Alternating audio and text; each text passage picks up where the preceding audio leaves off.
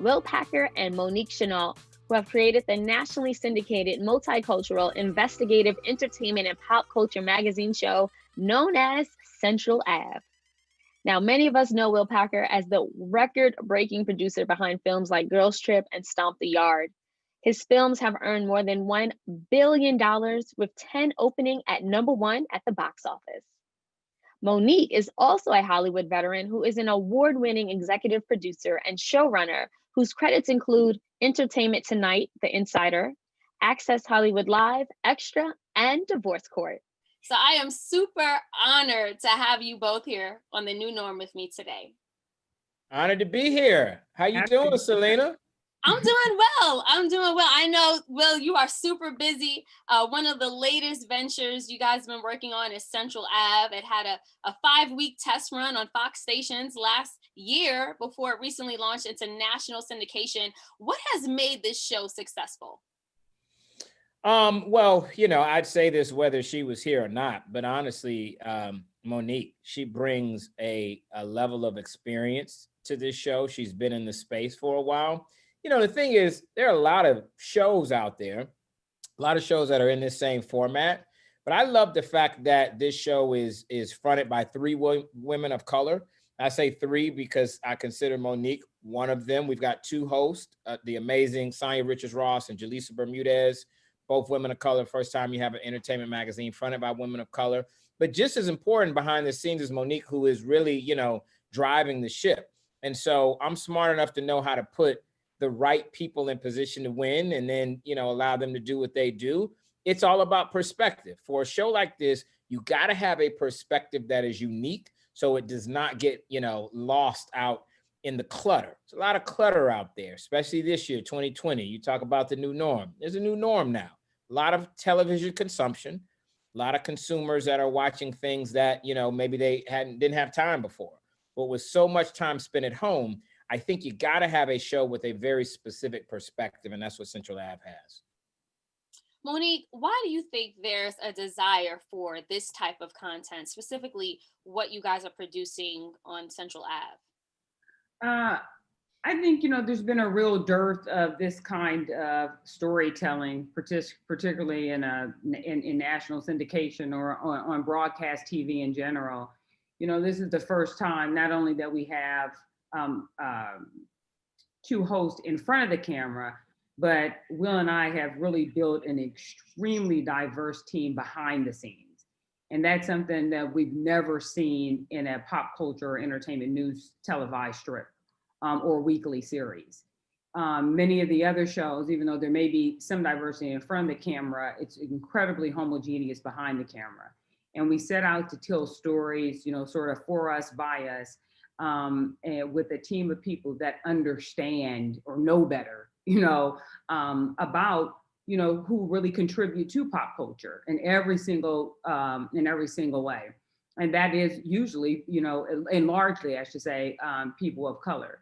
So that's something that's really distinct about the show. The other thing is that we set out to do a show that is very story driven. It's not like just a bunch of sort of like fun moments, even though those are there too, but we do really set out to tell really 3 or 4 big stories in every show. So it's sort of not that drive by, here's what happened. It's sort of us saying, what are the stories that are really resonating with our audience and how can we go deeper and tell you a richer, more meaningful, more impactful story than sort of just glossing over what happened.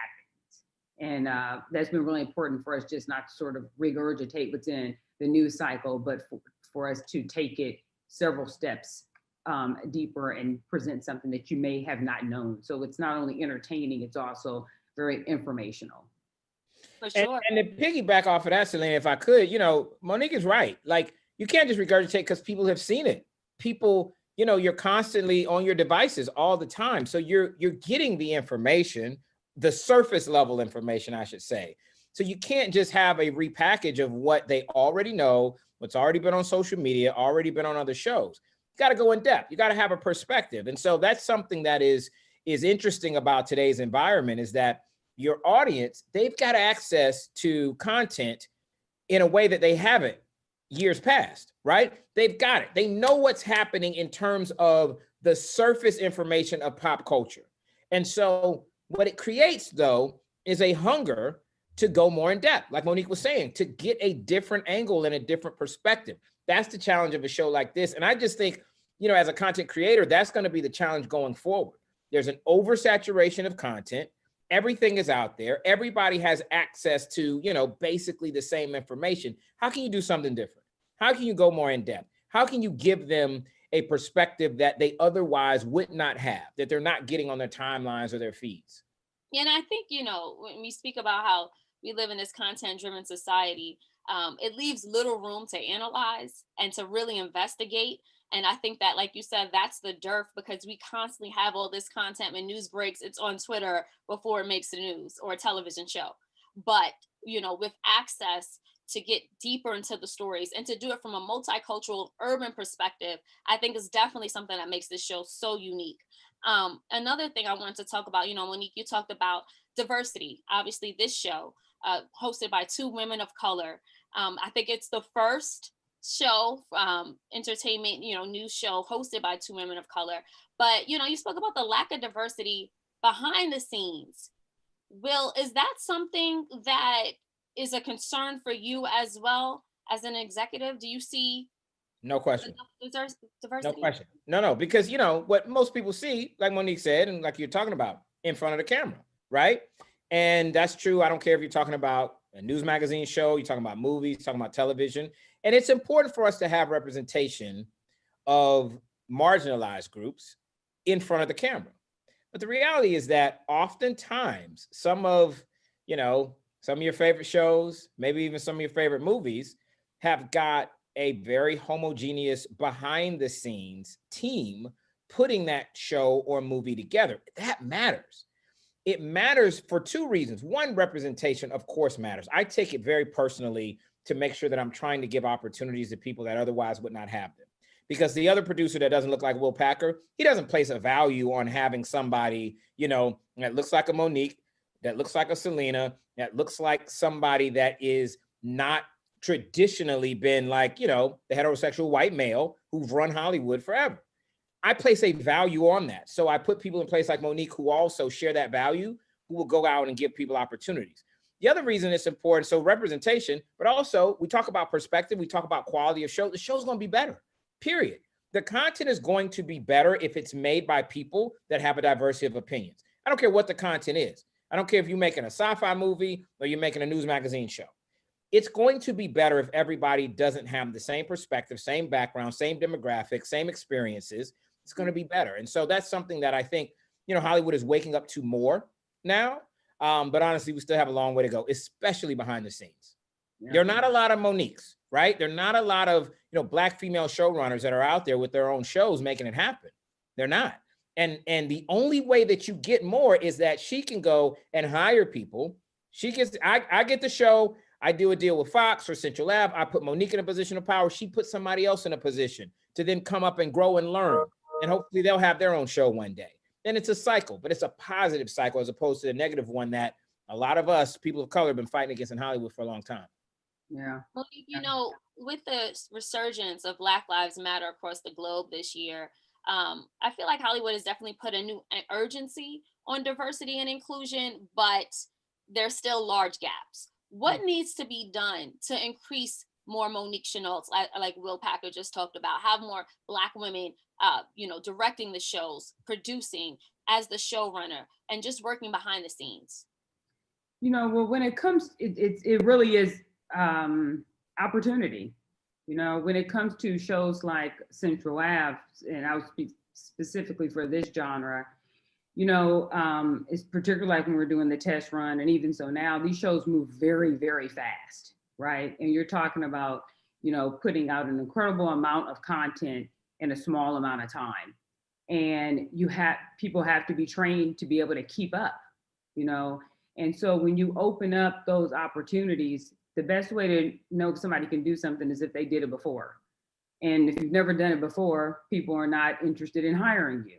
But if you never give anybody the opportunity, then nobody's ever done it before. So when you look at entertainment, news strips and pop culture strips, all of them were created, 25, 35, 40 years ago, right? In national syndication, when you get a great show, nobody ever leaves because your salary just keeps going up, right? So what you have a staff of people that were created 25, 35, 40 years ago, when diversity certainly was not at the top of anyone's mind, or it may have not even entered into the equation. And so you have people that are doing a great job, no reason to let them go, but there's really no place for upward mobility, right? And so these shows, because nobody can break in and become a producer, can become a segment producer, can become a news director that just focuses on, television stories, entertainment, pop culture stories. There hasn't been a lot of training in this space. So when Will and I created this show, we said, we're going to change that. And yes, it does take more time to put people in a day and date space, particularly with the test runs. A lot of shows, we had to build the whole machine.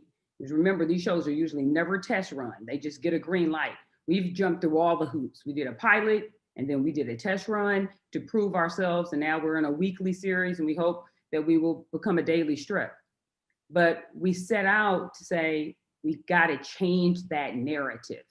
So when I see a whole line of young African-American people, writing some of their first scripts, researching their first stories, just wanting help outside of my office, I look at that long line, they all want help. But it almost gets me teared up because I'm saying, each one teach one. Now they know, they're super smart. You don't get into, news if you're not. But now they're developed, they're being able to have a space to hone their skills. They got a gentle place where no one's going to be like, you made a mistake, that's it. We have a place to really develop people to become pop culture journalists, become entertainment news journalists, not gossipers, not we're not creating a rumor mill, not instigators, pop culture and entertainment journalists through a multicultural and largely African-American perspective. And that's something that we haven't seen. Finally, we get a chance. So that's why this is a landmark moment, because we've never been able to do that. African-American people, of course, we got all the swag, we contribute to the culture, but we've never been able to control the narrative and tell our own background stories. Well said.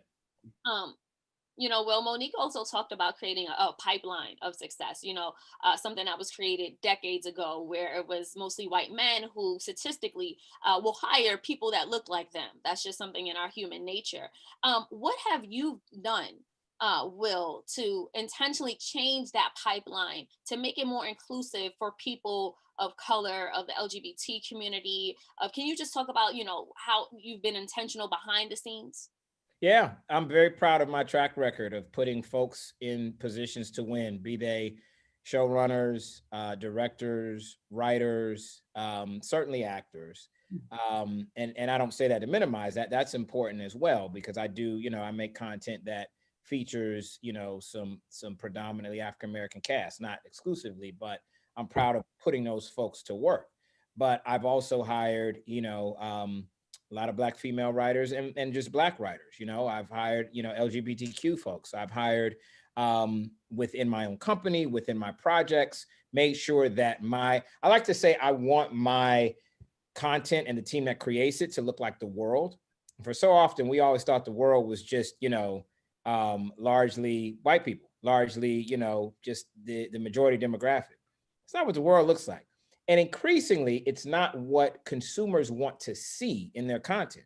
They want their content to feel real and authentic and feel like the world. So, for me, number one, you got to make good content, right? Because it doesn't matter. You can be making trash and you can put whoever you want behind the scenes making it, and you won't get to make it anymore. If audiences aren't finding it and enjoying it, it won't matter. So you got to make it good. Make it good. Find your audience, then that gives you a chance to do it again. That gives you a chance to do it bigger. gets you a chance to unlock bigger budgets. You know, we've still got an uphill battle when it comes to the budgets that shows that are made by, you know, folks like us have versus our peers, our white peers. We don't have the same budgets. We oftentimes don't have the same distribution. We don't have the same, you know, time slots and access to the same audiences. So we're fighting an uphill battle. Monique talked a little bit about jumping through the hoops. That's a real thing.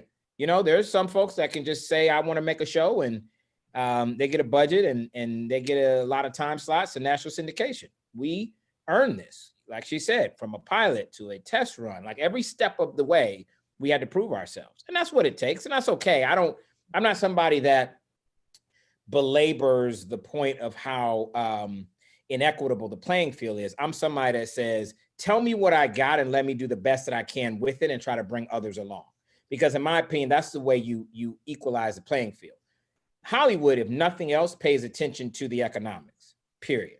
They pay attention to ratings, they pay attention to money, they pay attention to the business side of this. And so I have to pay attention to the business side while doing the right thing. They're not mutually exclusive. You're gonna do better business and better economics if you're also being inclusive, because you're making content that more people, I believe, wanna see. And frankly, I'm proof of that, honestly. I've never had the same budgets as, you know, my white peers and counterparts, but I've routinely beat them when it comes to the content that I've created. And I'm proud of that fact. No, absolutely. You know, another thing that is shaking things up is technology. You know, technology has disrupted, you know, Hollywood and entertainment industry to the fact that, you know, we don't, to me, as a millennial, I don't see as many new TV shows per se. You know, we see more things like, you know, Quibi, which came and went, but like a lot of content is being driven as social first. Monique, how would you say that technology is affecting, helping or hurting the industry and the work that you guys produce? You know, I mean, from a pop culture journalism perspective, you know, there's two different, there's the business side of it, and then there's the editorial side, right? And I'll speak about the editorial side first. Editorial side is that there is, and Will talked about this, there is so much information, there's so much content being dispersed, not every day, not every, you know, every few hours, every hour, every minute. It's just, you know, timelines are just constantly being refreshed with information. A lot of that information is not verified. A lot of it doesn't come from credible sources. A lot of it are rumors that go out there that people to this day believe that they were never checked. You know, and there are things that I hear people say, even on the staff. I'm like, well, that, you know, I don't know if that was true. Do we know that that was true? And then when you go back and start searching back, like, oh, I see where it started. There was a germ of a truth, but nobody ever clarified it. And so that's what happens with social platforms, is that there's a lot of information going out. There's a lot of, you know, a lot of information that can be amusing, but a lot of times there is a sort of an infodemic that's happening in the entertainment, even news and pop culture space that is rarely corrected. It just becomes fodder for comedy and memes and gifs, and we don't even know where it came from. So, I mean, for us, we get to clear things up, right? We need to get to the bottom of it. We get those. A lot of times, those will inform really great stories, really great investigations. You know, really interesting trends, and so it does provide content to clear up. From a business aspect, you know, entertainment news is based on was originally based on set visits, was originally based on red carpets, award shows, junkets, right? So technology has changed all of that, particularly in this COVID space that we're in, right? So now celebrities have gotten very comfortable doing everything via Zoom. There are no red carpets to cover. There are no premieres. All of the award shows are mostly virtual, and everyone has had to make that pandemic pivot in this space. to figure out. And for us, thank God we are a story-driven show. How do you do a show? If you were a show that was just about what are you wearing on the red carpet, you got a problem now, right? You got to figure out what is it that's going to fill up all of that space. And so that's the technology part on the business side, is that a lot of people have to pivot and figure out what is the show about now. We launched this show in COVID. We were very fortunate, like in the middle of a pandemic, there's 100 people on a Zoom in the morning trying to figure out what we're doing, and everything is being shot remotely. And we're fortunate where you can tell if you're a viewer, but it definitely, technology has assisted us on the business side. And then on the editorial side, it has informed and misinformed the masses, and we get the opportunity to clear things up and sort of let people know where all of this came from. Well, Monique talked about the pandemic pivot. How have you pivoted during this time? I see you are juggling multiple film projects. I think you already started filming. You have new shows out on OWN. Put a Ring on It is just one of them. Ready to Love. I mean, the list just goes on and on. It seems like you haven't stopped. Have you pivoted at all? We pivoted in the way that we make the shows and movies, for sure. I'm on location right now for a new movie that we're shooting. The protocols are all in place, very different than the way we would have shot this movie a year ago. You mentioned the shows that we have on OWN. We had a whole cast that we put into a bubble, in effect. And, on Central Ave and on Put a Ring on It, there's frequent testing to make sure you keep everybody safe. So for me, it's two things. It's wanting to get people back to work, which is very important. At a time like this, it's challenging for everybody. It's mentally challenging, it's draining, it's exhausted. We all are. It's worse if you are not able to make a living the way that you normally do. That just, exacerbates an already very tough situation.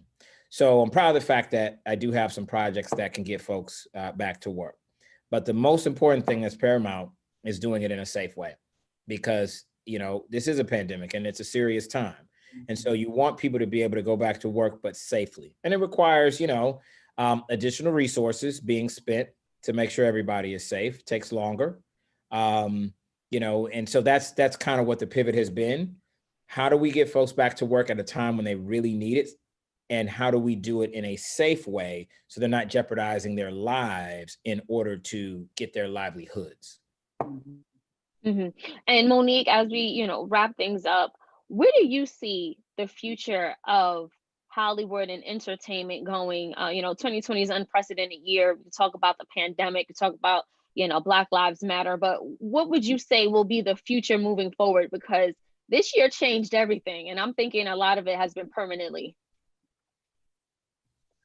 Well, Will may be better on that question than I am, but I will say this, just in covering entertainment news now for like 20 years, I never have seen, obviously, and none of us have ever seen this, what a disruptor this has been, right? And a lot of times that can work out for the good. It makes us more innovative. It makes people, problem solve and troubleshoot. Obviously the theaters, the movie business has changed, probably the most, and we cover movies. Those are our favorite stories to do. Being able just to go to the movies, is we don't know when that will happen again, when people will feel, comfortable enough to do it. The entire box office has changed. It's become sort of a streaming box office. So I think that we're all figuring out the new viewing habits. And for us as TV producers, how do people want to consume, particularly shows like ours on TV? And I think that, the streaming platform really is one that is all about content. It's very story-driven, narrative-rich. It's not, streaming is really not about like wallpaper programming. It's not about like having something in the background. It's more intense. Mm-hmm.